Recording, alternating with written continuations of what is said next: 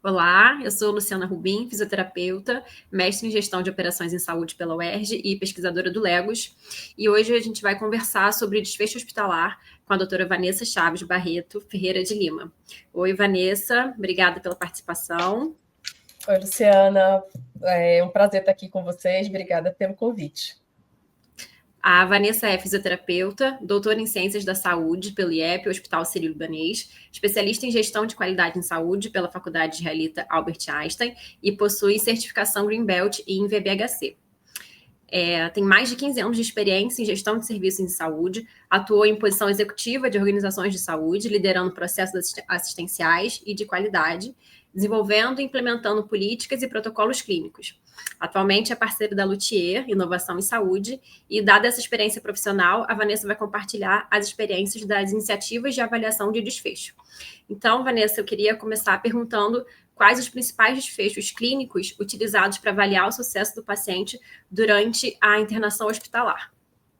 Bom, muito bem. Então, o primeiro ponto que a gente tem existem diversos desfechos clínicos que são acompanhados, eles não são específicos da área de fisioterapia ou das áreas de reabilitação, de uma forma geral, mas esses desfechos clínicos, geralmente, eles envolvem algumas esferas, como, por exemplo, desfechos relacionados à mortalidade sobrevida, desfechos relacionados também, naturalmente, a recuperação do paciente, essa recuperação funcional ou a recuperação da doença, enfim, do sintoma que ele principalmente apresentava, depender do caso clínico,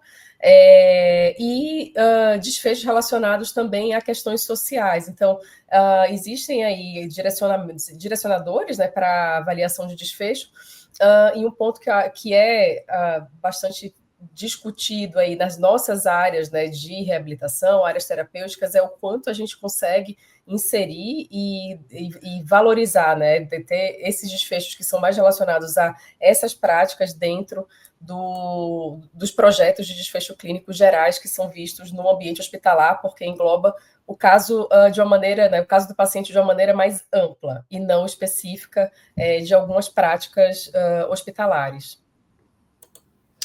E em relação aos registros desses desfechos, você acredita que esses dados deveriam ser registrados, atualizados, e existe um sistema eletrônico estruturado para isso?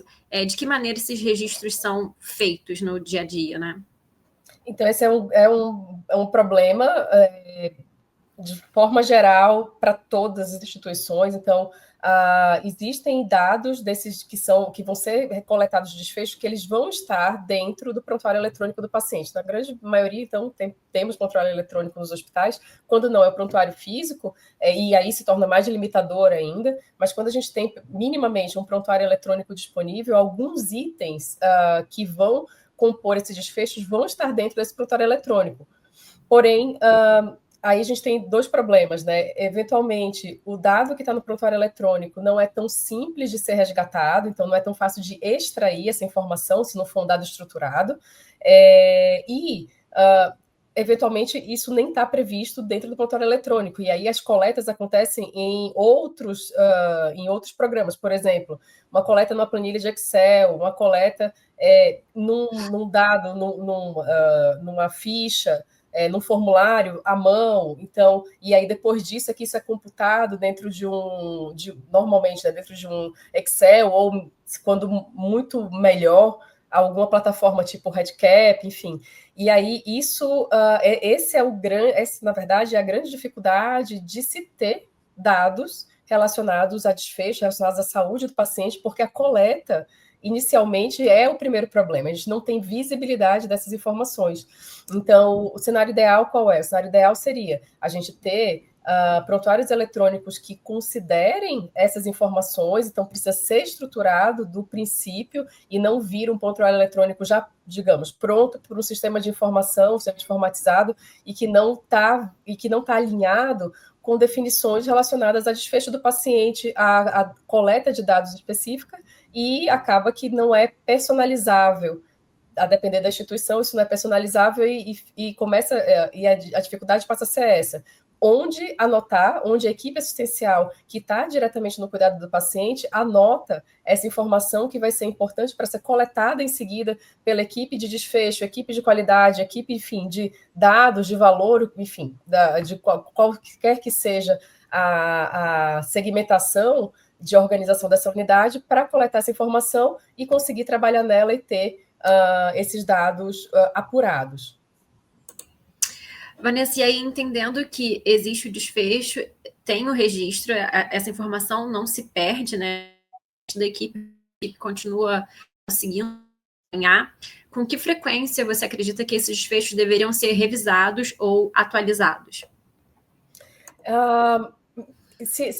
Minimamente, acho que essa atualização pode ser revisada e atualizada anualmente, acho até como uma meta e de definição de meta propriamente dita, né, de meta de alcance desse desfecho, tanto como a pertinência de se acompanhar algum desfecho, porque eventualmente você pode ter um desfecho que, por exemplo, é como indicador de qualidade, né? Às vezes você tem um indicador de qualidade que você começou a acompanhar porque um processo não estava adequado, e você chega, e você tem ali uma meta X, e você tem um resultado muito abaixo daquela meta, e finalmente se alcança essa meta, e essa meta é alcançada, é ultrapassada, eventualmente o indicador está em 100% a vida inteira.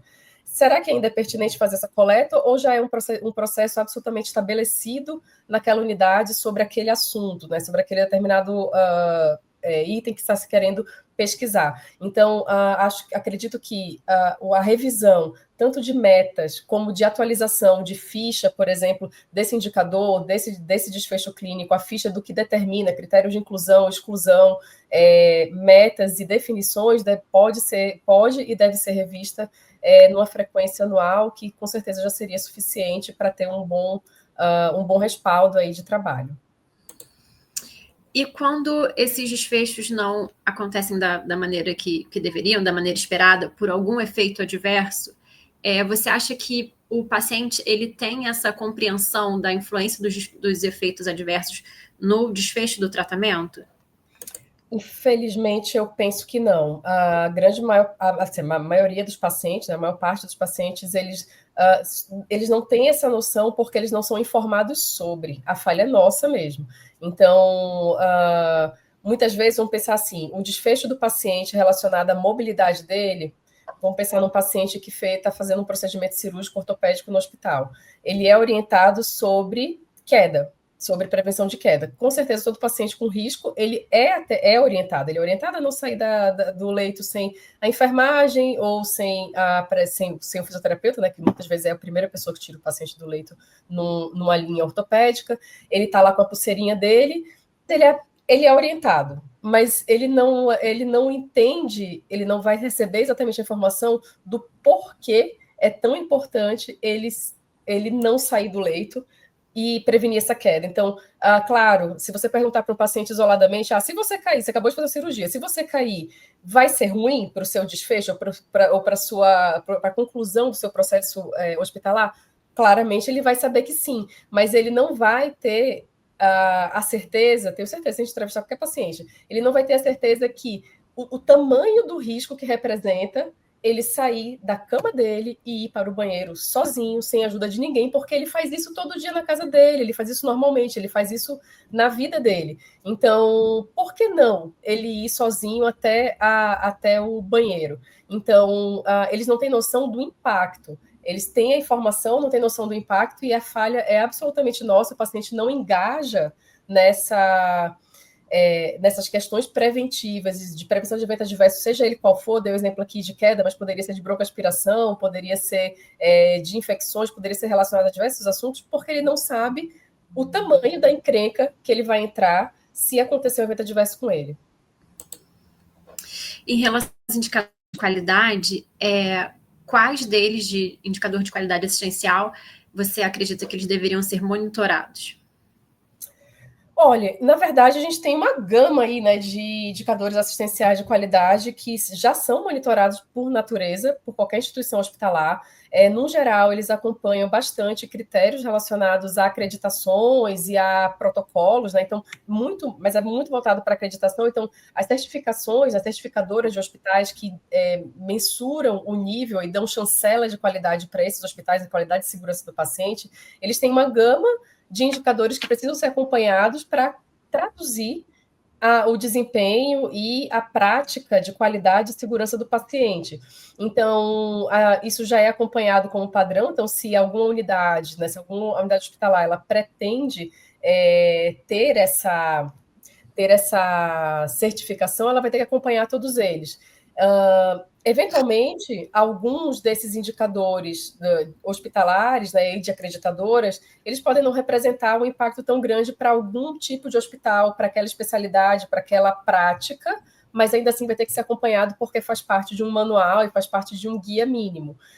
Então, é importante acho que a principal coisa que tem que ter em foco é o que não é necessário, seja por regra, né, por normativa, nesse caso de uma certificadora, ou a legislação, né, Anvisa, etc., ou ANS, enfim, que possam querer ter algum tipo de informação.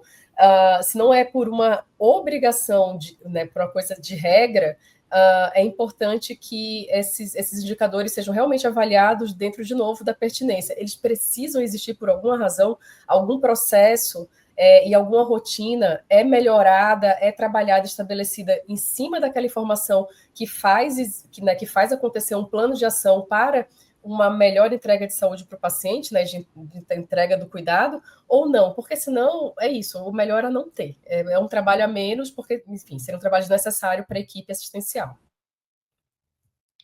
E acredita que é possível avaliar a experiência e a percepção do paciente sobre o tratamento? Acreditando que sim, de que forma a gente conseguiria avaliar a experiência e a percepção? A experiência do paciente é bastante coletada, né? Então, ela é medida muito pelo NPS, né? Então, que é o Net Promoter Score. Ele é o principal fator atualmente da indústria de saúde também, isso não é só na saúde, se aplicável para outras indústrias, mas se usa bastante o NPS para entender a experiência do paciente, porque a experiência dele não é a experiência relatada, né? O quanto ele se sentiu, por exemplo, bem atendido, acolhido, respeitado as suas decisões e etc. Ali ele vai poder falar um pouco sobre essa experiência. Existem outras ferramentas, mas a mais difundida, de fato, é o NPS, e ali engloba tudo, né? Não é específico para uma área, para uma categoria profissional. É, de fato, a experiência dele no cuidado como um todo, dentro daquele evento, né? Daquela internação hospitalar, por exemplo. E esses dados influenciam nas decisões clínicas? Ou, por exemplo, o NPS ele é mais voltado para a parte operacional? O NPS ele tem, de fato, uma ligação com a questão operacional muito forte, porque ele está tratando de experiência, mas também leva para a condição clínica. Aqui acho que tem um pouco aí da junção dos dois. Naturalmente, os indicadores que levam a informações de desfecho clínico, indicadores assistenciais, vão naturalmente ter essa informação mais rica para definição de processos assistenciais, terapêuticos e de decisão clínica, né, em si. Mas eles precisam dar juntos, de fato, porque o desfecho do paciente ele pode ter sido, por exemplo, muito bom, ele ter alcançado metas relacionadas à assistência e à recuperação dele para aquele evento de saúde, mas ele pode ter tido uma experiência péssima em relação a atendimento, em relação a alguma, enfim, algum desvio de informação, ruído, ou alguma questão que tenha ferido ali a dignidade, ou o respeito, enfim, dele. E uma coisa, se você tem um ótimo desfecho clínico, mas uma péssima experiência, não vai te ajudar a ter sucesso, né, digamos, naquela entrega. Então, os dois acabam andando, de fato, de mãos dadas, né? Então, a experiência junto com o desfecho, os dois deveriam ser medidos e ter bons resultados e ter métrica, né, nas empresas, nas organizações para ambos. Vanessa, e na sua rotina você vê indicadores sobre a continuidade do cuidado? Sim, esses indicadores de continuidade do cuidado, além, né, do pós-alta hospitalar, eles são mais comuns quando existe uma parceria aí com as seguradoras, né, com as empresas, com as seguradoras de saúde. Então, quando eles firmam parcerias de maneira a continuar acompanhando o paciente mesmo no pós-alta, e aí tendo uma informação que ela é gerada e startada dentro da internação do paciente e se segue com aquela informação, aí a depender do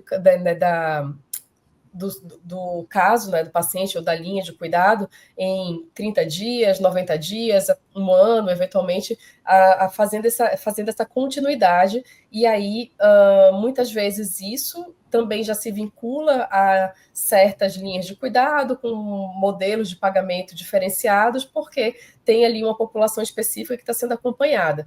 Então, e aí esse esse acompanhamento em longo prazo, ele pode tanto ser ter essa coleta e essa informação da quantidade do cuidado, sendo a quantidade do cuidado fornecida pela própria instituição que iniciou o tratamento, iniciou a internação e tem um serviço ambulatorial associado, como com parceiros, não tendo a responsabilização da unidade hospitalar, porque se é um parceiro, se é numa rede credenciada, isso não é uma responsabilidade assistencial da unidade hospitalar, mas o hospital segue buscando essa informação para entender o quanto aquele efeito conseguido, alcançado dentro da internação hospitalar, permanece, se perpetua ao longo da jornada do paciente no pós-alta.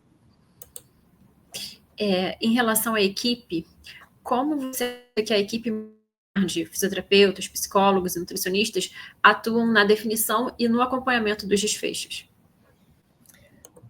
Esse é um ponto que pode ser bastante melhorado ainda. Eu vejo, assim, da minha prática, a gente tinha aí em cenários específicos, né, em organizações que eu passei, onde a equipe multiprofissional tinha, de fato, essa autonomia e essa participação e essa voz, de fato, para tá ali num cenário de igualdade com todos os profissionais, e não esquecendo o paciente, né, que o paciente deveria estar também sendo ouvido diante da necessidade de definição de desfecho, do que importa para ele, etc. Mas isso não é uma regra e não é algo que a gente entende como, vendo o mercado, não é algo que é 100% ainda. Então, em todas as práticas, todos esses profissionais das equipes, né, vamos pensar aí nos times de reabilitação, áreas terapêuticas em si, todos eles participam ativamente da definição? Nem sempre. Então, deveria ser, porque cada aspecto de uma linha de cuidado vai ter maior ou menor demanda de cada área, especificamente. Eventualmente vai ter algo que é bastante médico, clínico ali. Vai ter alguma outra área que vai ter uma abordagem forte da fisioterapia, forte da fonoaudiologia, da psicologia, enfim, da terapia ocupacional, da nutrição. Então, e fora as combinações de tudo isso. Então, sempre, se a gente fala que o desfecho ele está sendo bem desenhado, o modelo de cuidado é bem desenhado, os desfechos fazem sentido, é quando todas as partes de fato são ouvidas, e inclusive o paciente, reforçando de novo, isso passa a ter peso, né, para todo mundo e todas as áreas passam a ter essa autonomia para tanto entregar a sua melhor prática, como acompanhar a sua melhor prática. Sobre custo, é realizada alguma análise de custo-efetividade dos tratamentos propostos durante a internação? No geral, não. Essa é uma falha assim, gigante. Falta bastante, porque a análise de custo-efetividade, que deveria ser feita até para tomada de decisão melhor sobre o que investir, o quando usar, e ter o cuidado certo com o recurso certo, né? Então, com o investimento certo para cada nível de cuidado e para cada doença ou para cada, enfim, sintoma, deveria acontecer. Não acontece. Primeiro ponto principal é porque mal se conhece os custos. Então, no geral, a informação clara em qualquer instituição de saúde é a receita. Essa é uma informação fácil de achar. a receita é, então, o quanto foi recebido por aquele evento, aquele episódio de saúde, e essa informação vai se saber, seja via pagamento, não importa o modelo de pagamento, é por pacote, é fee-for-service, enfim, o que quer que seja, o faturamento ele é muito claro. O custo ele é muito pouco preciso. Então, você sabe o custo quando você tem custo relacionado a pessoas, ou seja, folha de pagamento, ou contratos, né, contratos PJ, então qual é o custo da operação daquilo? E custos grandes, mas, por exemplo, sei lá, custos operacionais em si, né, custos variáveis operacionais. Mas o quanto custa exatamente a assistência, essa é uma informação que quase nenhuma unidade tem. Precisa, de fato, ter uma metodologia e buscar essa informação de maneira mais precisa para, a partir daí, então, poder fazer uma análise de custo-efetividade. Então, o principal fator que falta nesse processo para se chegar a ter essas análises econômicas mais eficientes é justamente a informação do custo. E como você acredita que os dados do desfecho podem influenciar na escolha das terapias de tratamento? Então, isso é justamente o que esse seria o cenário ideal, né? Porque se você tem informação de desfecho, sabendo que aquele desfecho, ou clinicamente, uma terapia é superior à outra, ou economicamente, uma terapia é mais custosa que a outra, aí você tem a informação ideal, né? Que é o quanto aquele recurso, aquela terapia, aquele medicamento, aquela prática, digamos, é mesmo uma prática. A gente cuida do paciente com tal sequência de processos. Se a gente sabe exatamente a equivalência entre A e B, quem é superior clinicamente, né, assistencialmente, e A e B, quem é superior financeiramente, você tem facilmente uma tomada de decisão. Mas esse é o ponto. No geral, principalmente a informação financeira específica não está disponível, precisa ter um esforço para gerar essa informação, etc. Assim, é possível ter? É possível, é que tem que ter, se fazer esse esforço de buscar, né, de ir atrás de coletar essa informação de maneira, de fato, adequada e específica. E sobre tecnologia, você acredita que o uso da inteligência artificial ou da análise preditiva pode antecipar desfechos indesejáveis? Eu acredito que sim. Eu conheço pouco, sendo bem sincera, conheço pouco sobre as novas tecnologias e dispositivos vestíveis que estão sendo utilizados, e análise preditiva propriamente também de algoritmos específicos dentro do que a inteligência artificial pode elaborar, mas tem várias iniciativas tanto desses dispositivos vestíveis como de informação que pode ser retirada do prontuário eletrônico do paciente, elaborada dentro de um algoritmo e trazer essa informação como alertas e questões, né, preditivas de um possível desfecho, antecipar eventos, por exemplo, eventos cardiológicos. Já existem aí iniciativas de health techs e de empresas que antecipam eventos cardiológicos agudos. Então, sem dúvida, é uma ferramenta, são ferramentas que vão favorecer muito a condução de tratamento de pacientes e desfecho clínico. E aí, o ponto a gente, num geral, a realidade brasileira, principalmente, né, a gente, num geral, não tem sequer um prontuário eletrônico que funciona direito. Então, um ponto a gente, muitas vezes, falta o básico, né, da estrutura, digamos, tecnológica, eletrônica. Então, a gente precisa, de fato, ter um investimento em coisas que ainda são muito básicas, para completar a informação, para daí você ter, de fato, outras tecnologias de outros níveis que já estão muito disponíveis e que vão ser muito úteis para se associar a essa informação e poder trazer enfim, nutrir, né, a equipe clínica assistencial de informações mais robustas e seguras para o paciente. Vanessa, e você vê alguma estratégia de VBHC em curso, tentando alinhar o pagamento à performance clínica? Sim, existem várias boas iniciativas. No Brasil mesmo, a gente tem diversas boas iniciativas em andamento, de diversas organizações que já estão, né, estão capitaneando, estão liderando esses projetos relacionados à VBHC. Então, seja em iniciativas hospitalares, seja iniciativas ambulatoriais, de diagnóstico precoce, enfim, tem diversas boas iniciativas em andamento. Acredito que, apesar, né, do VBHC nem ser tão recente assim, está disseminado no Brasil há talvez um pouco mais aí de 8 anos, acho que está mais forte, né, essa temática, e a formação das pessoas, e o desenvolvimento de consultorias e de estudos para desenvolver esses processos, e o desenvolvimento disso vem com o interesse também das fontes pagadoras. Então, muitas vezes não adianta, né, ter apenas uma organização assistencial, uma prestadora de cuidado, querendo fornecer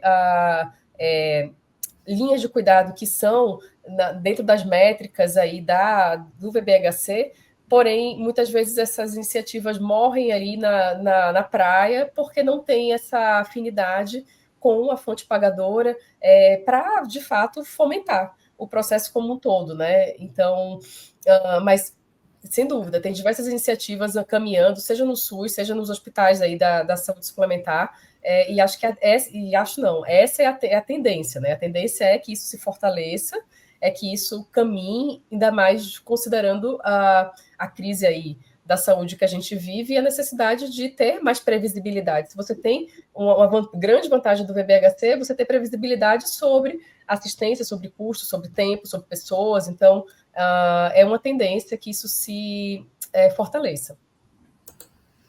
E você gostaria de comentar alguma experiência de sucesso que você conheça nessa implementação de VBHC? Olha, eu posso até comentar que é uma experiência própria mesmo, porque até recentemente a gente pude falar um pouco sobre esse projeto. É um projeto que não é de agora, ele é um projeto que iniciado em 2022 num corpo de várias pessoas, né? Então, várias cabeças pensando, várias unidades, né? De diferentes cenários, trabalhando juntas para tentar trazer aí uma visão uma parte, né, do processo do valor em saúde voltada ali para os desfechos que são relacionados à reabilitação. Então, esse projeto ele aconteceu dentro do que já existia de uma linha de cuidado de ortopedia, só que a gente até então acompanhava a linha ortopédica considerando, por exemplo, os principais marcadores funcionais do paciente, que são definidos por diretrizes clínicas internacionais, é a melhor prática, né? A melhor prática baseada em evidência. Porém, a gente via o que as evidências diziam que era o melhor, né? Então, isso era o que a gente acompanhava. Qual é o melhor? Qual o tempo do paciente sair do leito? Qual o tempo do paciente colocar o pé no chão? Qual o tempo do paciente começar a andar?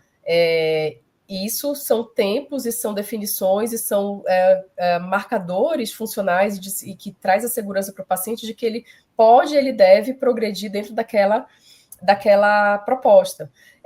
Porém, a gente não via ali, por exemplo, mas o que importava para o paciente, o que ele gostaria com a reabilitação dele dentro daquela cirurgia que ele, por exemplo, viveu. E aí foi quando a gente teve aí com um colega conterrâneo seu, carioca, que trouxe uma escala para a gente testar, inicialmente pensada na neurologia, dentro da prática deles até, e a gente colocou dentro da ortopedia porque era a linha que ia ser mais simples de reproduzir, e reproduzir em mais de uma unidade, porque esse é um ponto importante, né? O desfecho, ele vai se tornando mais forte quanto mais ele é comparável entre unidades, entre instituições, entre grupos diferentes de profissionais, porque aí você tem essa métrica bem estabelecida. Então, a gente levou essa escala, né, que é o Goal Attainment Scale, para essa linha de cuidado ortopédica, definindo metas para a reabilitação do paciente. Então, o paciente era convidado a falar sobre o que é que ele espera da reabilitação dele e definir aquela meta junto com o terapeuta, tendo ali tanto uma faixa de dificuldade como uma faixa de importância para o paciente. Então, o terapeuta definia a dificuldade para ser alcançada aquela meta que o paciente quis ter, que ele quer ter, e o paciente, por sua vez, fala o quanto aquela meta é importante para ele. Então, isso dentro de uma escala de 5 pontos, então isso fica bastante claro, né? E essa meta, ela era acompanhada no início e revista ali no final, o quanto foi alcançado ou não. E esse acordo com o paciente ali, logo no início, se torna um processo de decisão compartilhada, né? Então, o paciente ele tem noção da reabilitação dele, do que ele pode alcançar, qual vai ser a dificuldade para aquilo, e se é possível, inclusive, ou não. E no final, existe esse combinado. Bom, a gente alcançou o que o paciente queria, ou não, ou fizemos apenas o que a gente gostaria de fazer, ou que a gente estava ali dentro daquela automatização de seguir protocolos com dia 1 é assim, dia 2 é assim, dia 3 é assim, e por diante. Então, essa é uma implementação de um processo de decisão compartilhada que é bastante significativo, isso traz o desfecho relatado pelo paciente, né? Então, ele traz uma informação de um PROM, que é o desfecho relatado pelo paciente, é um exemplo que a gente fez, teve bastante sucesso nesse processo, tanto que a gente pôde apresentar aí recentemente esse trabalho no fórum do ISHON, na conferência desse ano.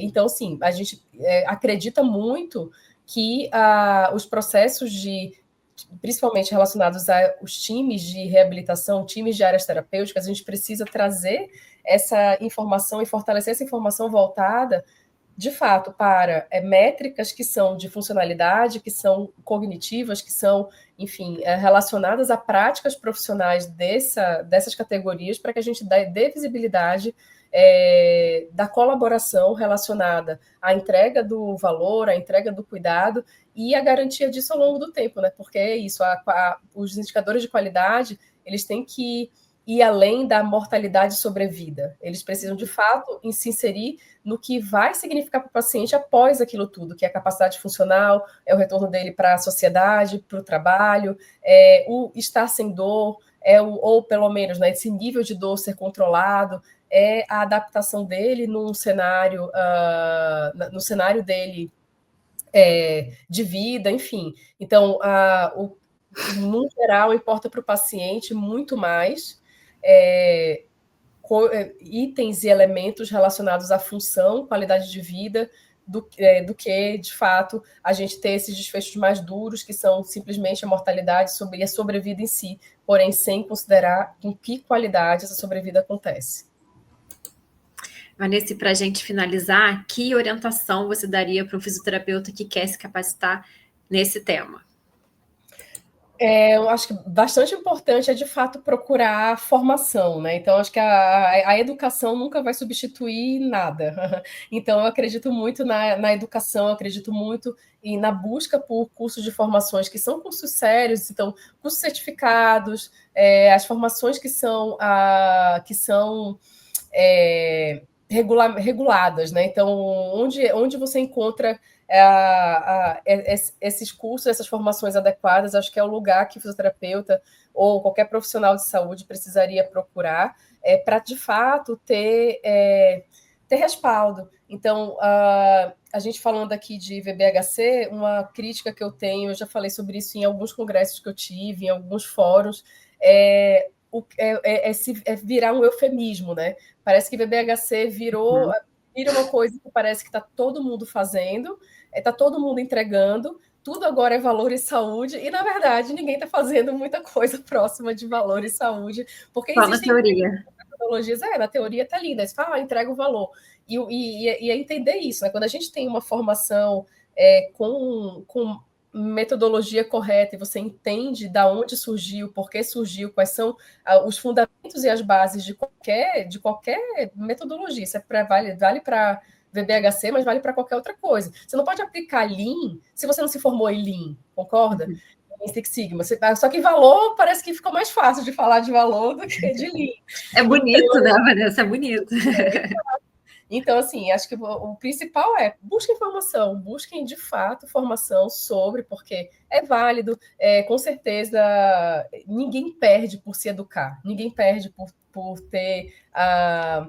ter conhecimento a mais. Então, acho que esse é o primeiro pontapé que todo mundo tem que ter se quer trabalhar em alguma área, independente de qual seja, mas em alguma área nesse sentido.